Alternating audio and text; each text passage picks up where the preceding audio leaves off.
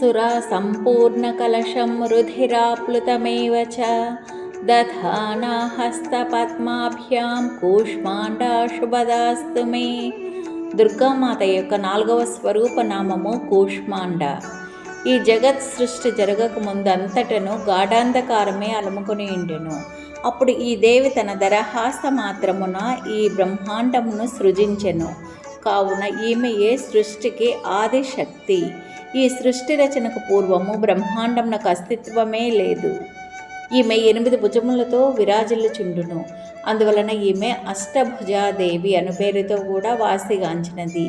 7 చేతులలో వరుసగా కమండలువు, ధనస్సు, బాణము, కమలము, అమృత కలశము, చక్రము, గద ఉండును. 8వ చేతిలో సర్వసిద్ధులను నిధులను ప్రసాదించి జపమాల ఉండును. ఈమెయు సింహవాహనయే. సంస్కృతం నందు కూష్మాండం అనగా గుమ్మడికాయ. కూష్మాండ బలి ఈమెకు అత్యంత ప్రీతికరము. అందువలన ఈమె కూష్మాండ అని పిలువబడుతున్నది.